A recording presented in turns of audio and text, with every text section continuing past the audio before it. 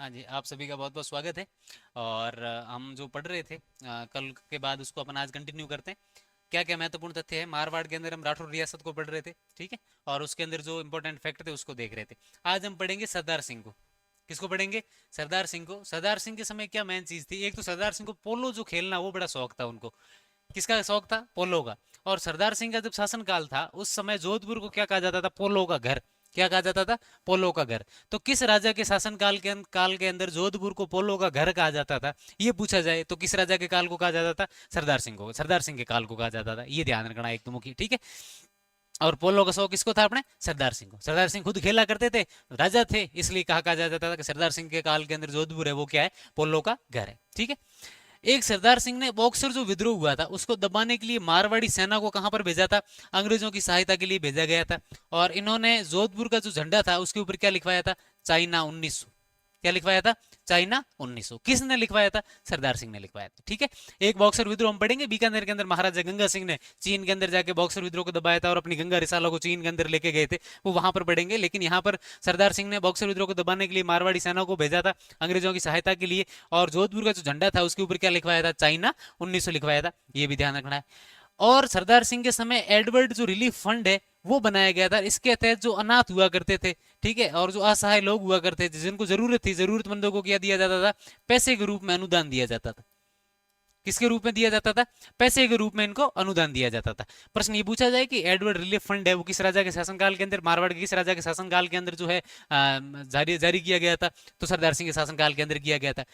और सरदार सिंह के साहित्य शासनकाल के अंदर डिंगल साहित्य के संग्रह के लिए, सिर्फ कलेक्शन के लिए, उसका अभी तक कितना लिखा गया है उसका संग्रहण किया जाए, अगर कहीं और अलग अलग पांडुलिपियां मिली है तो उसके किसी एक किताब के अंदर जो उसको लिखवाया जाए, तो डिंगल साहित्य के संग्रह के लिए जो अपने बंगाल के अंदर जो एशियाटिक सोसाइटी है, एशियाटिक सोसाइटी के निवेदन के ऊपर एशियाटिक सोसाइटी ने लेटर लिखा था सरदार सिंह को। और सरदार सिंह ने उनके जो है निवेदन के ऊपर बौद्धिक रिसर्च कमेटी बनाई थी। क्या बनाई थी?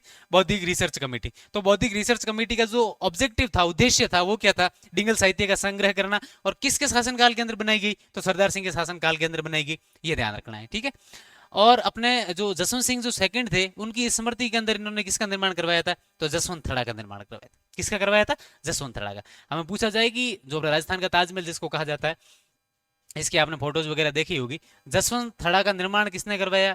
किसने करवाया? तो ये पूछा जाए सरदार सिंह ने करवाया, जसवंत सिंह ने नहीं करवाया।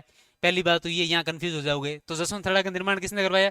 सरदार सिंह ने। किसकी स्मृति के अंदर करवाया? तो जसवंत सिंह सेकंड की स्मृति में करवाया, ना कि जसवंत सिंह फर्स्ट। तो जसवंत सिंह सेकंड की स्मृति में इन्होंने किसका निर्माण करवाया? जसवंत थड़ा का निर्माण करवाया, ठीक है।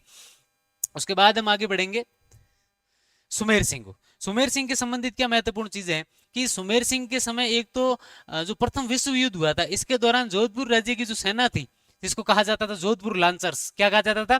जोधपुर लॉन्चर्स, उसको। और जोधपुर के जो प्रधानमंत्री थे सर प्रताप और सुमेर सिंह खुद फ्रांस के अंदर गए थे फ्रांस मोर्चे को संभालने के लिए, ठीक है। और वहां पर उन्होंने सफलता हासिल की। इसलिए फ्रांस के राष्ट्रपति, फ्रांस के प्रेसिडेंट द्वारा सुमेर सिंह को एक उपाधि दी गई थी, legion de and honour grand officer. क्या दी गई थी? Legion de and grand honour officer. किसको दी गई थी? मारवाड़ के राजा, जोधपुर के राजा कौन थे? सुमेर सिंह। किसके द्वारा दी गई थी? फ्रांस के प्रेसिडेंट के द्वारा। क्यों दी गई थी? क्योंकि प्रथम विश्व युद्ध के दौरान जोधपुर राज्य की जो सेना थी जिसको कहा जाता था जोधपुर लॉन्चर्स, उसने, और जोधपुर के जो प्रधानमंत्री प्राइम मिनिस्टर थे सर प्रताप, और जो सुमेर सिंह खुद थे राजा, वो खुद कहां पर गए थे? फ्रांस गए थे। और जो फ्रांस का मोर्चा था उसको संभाला था। इस वजह से फ्रांस के प्रेसिडेंट ने इनको legion de and honour grand officer की क्या दी थी? सुमेर सिंह को उपाधि दी थी, ठीक है। इसके बाद हम पढ़ेंगे उमेद सिंह को। उमेद सिंह से संबंधित क्या महत्वपूर्ण चीज है ये ध्यान रखना है। हम अभी जोधपुर के कंटिन्यू राजाओं को पढ़ रहे हैं, यही ध्यान रखना आपको। उमेद सिंह के समय जो प्रधानमंत्री थे वो थे डोनाल्ड फील्ड। कौन थे उमेद सिंह के समय प्रधानमंत्री? प्रधानमंत्री थे डोनाल्ड फील्ड। एक और दूसरी ये ध्यान रखना, 1929 ईस्वी के अंदर छीतर पहाड़ी, एक पहाड़ी है, क्या नाम है उस पहाड़ी का? छीतर पहाड़ी। वहां पर क्या करवाया? एक महल का निर्माण करवाया, पैलेस का निर्माण करवाया। इसलिए उस पैलेस का भी नाम क्या पड़ गया? छीतर पैलेस। क्या नाम पड़ गया उसका? चीतर पैलेस, ठीक है। तो 1929 के अंदर चीतर पहाड़ी के ऊपर इन्होंने क्या करवाया? चीतर पैलेस का निर्माण करवाया। किसने करवाया? उमेद सिंह ने। इनके समय प्रधानमंत्री कौन थे? Donald field. और जयनारायण व्यास को इन्होंने कहां पर भेजा था?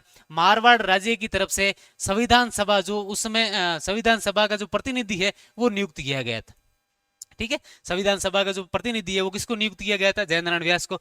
मारवाड़ के किस राजा ने स्वयं उनको भेजा था? ये पूछा जाए तो किसने भेजा था? महाराजा उम्मीद सिंह ने भेजा था। ठीक है, महत्वपूर्ण तथ्य है, यही ध्यान रखना। बाकी अगली जो फैक्ट है वो अपन अगली क्लास के अंदर देखेंगे, जो महत्वपूर्ण तथ्य है वो। धन्यवाद।